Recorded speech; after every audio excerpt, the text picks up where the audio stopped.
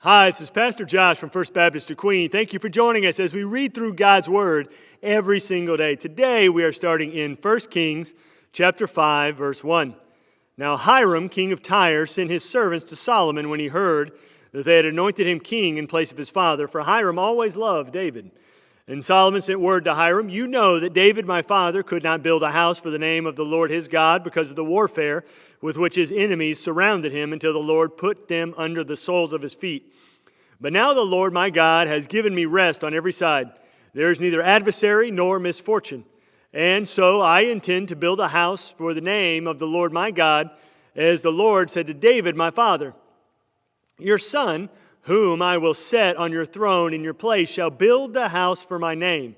Now therefore command that cedars of Lebanon be cut for me, and my servants will join your servants, and I will pay you for your servants such wages as you set. For you know that there is no one among us who knows how to cut timber like the Sidonians."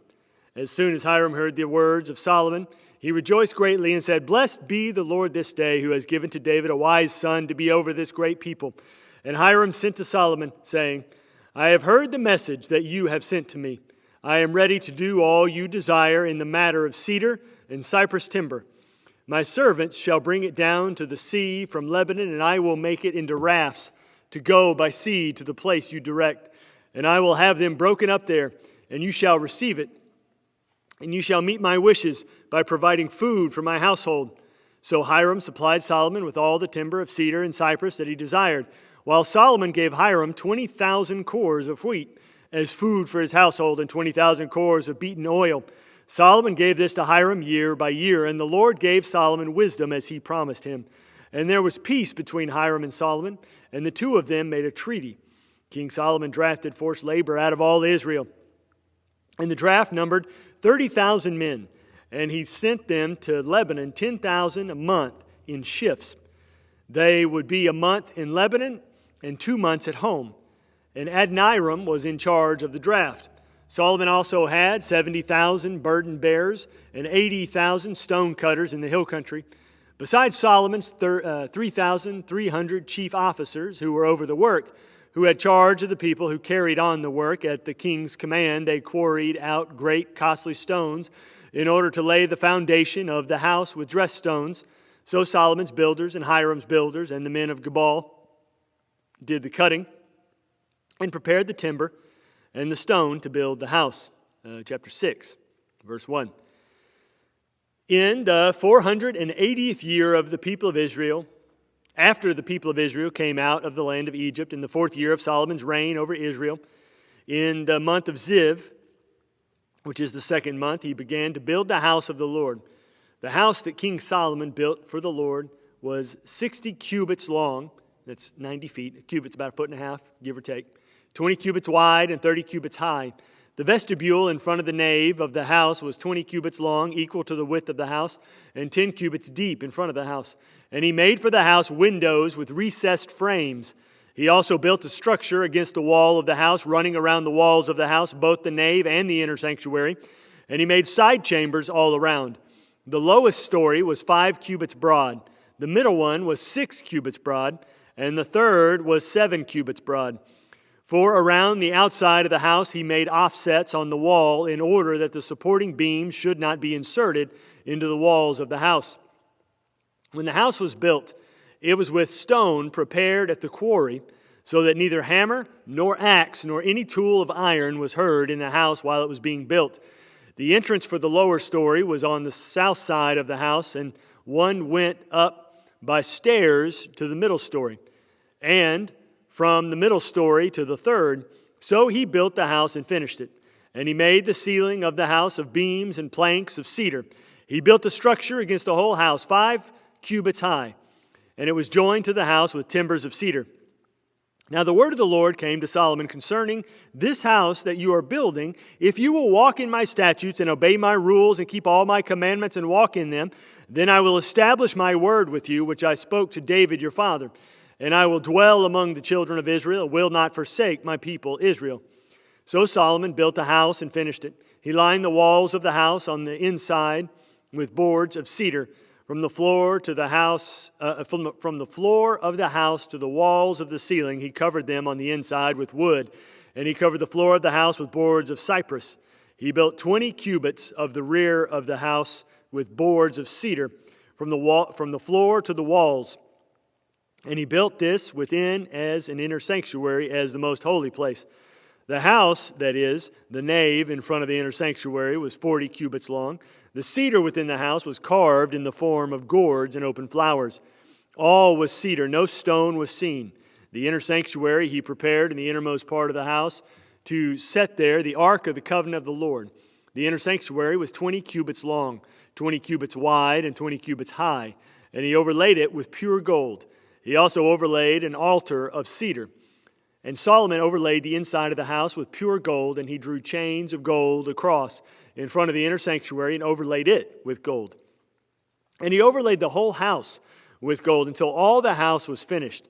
Also, the whole altar that belonged to the inner sanctuary he overlaid with gold. In the inner sanctuary, he made 2 cherubim of olive wood, each 10 cubits high. 5 cubits was the length of one wing of the cherub, and 5 cubits the length of the other wing of the cherub. It was 10 cubits from the tip of one wing to the tip of the other. The other cherub also measured 10 cubits. Both cherubim had the same measure and the same form. The height of one cherub was 10 cubits, so was that of the other cherub.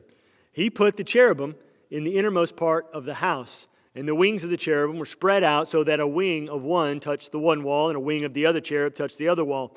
Their other wings touched each other in the middle of the house, and he overlaid the cherubim with gold. Around all the walls of the house he carved engraved figures of cherubim and palm trees and open flowers in the inner and outer rooms. The floor of the house he overlaid with gold in the inner and outer rooms.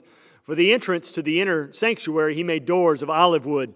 The lintel and the doorposts were 5-sided. He covered the 2 doors of olive wood with carvings of cherubim, palm trees, and open flowers. He overlaid them with gold and spread gold on the cherubim and on the palm trees.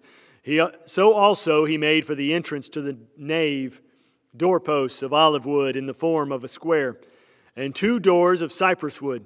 The 2 leaves of the one door were folding, and the 2 leaves of the other door were folding. On them he carved cherubim, palm trees, and open flowers, and he overlaid them with gold, evenly applied on the carved work. He built the inner court with 3 courses of cut stone and 1 course of cedar beams. In the 4th year of the foundation of the house, the foundation of the house of the Lord was laid in the month of Ziv. And in the 11th year, in the month of Bul, which is the 8th month, the house was finished in all its parts, and according to all its specifications. He was 7 years in building it. Let's go to Acts chapter 7, starting in verse 1. And the high priest said, Are these things so? And Stephen said, Brothers and fathers, hear me. The God of glory appeared to our father Abraham when he was in Mesopotamia before he lived in Haran, and said to him, Go out from your land and from your kindred, and go into the land that I will show you. Then he went out from the land of the Chaldeans and lived in Haran. And after his father died, God removed him from there into this land in which you are now living. Yet he gave him no inheritance in it, not even a foot's length, but promised to give it to him as a possession and to his offspring after him, though he had no child. And God spoke to this effect, that his offspring would be sojourners in a land belonging to others, who would enslave them and afflict them 400 years. But I will judge the nation that they serve, said God. And after that, they shall come out and worship me in this place. And he gave him a covenant, the covenant of circumcision. And so Abraham became the father of Isaac and circumcised him on the 8th day. And Isaac became the father of Jacob, and Jacob of the 12 patriarchs. And the patriarchs, jealous of Joseph, sold him into Egypt. But God was with him and rescued him out of all his afflictions and gave him favor and wisdom before Pharaoh, king of Egypt, who made him ruler over Egypt and over all his household. Now there came a famine throughout all Egypt and Canaan, and great affliction, and our fathers could find no food.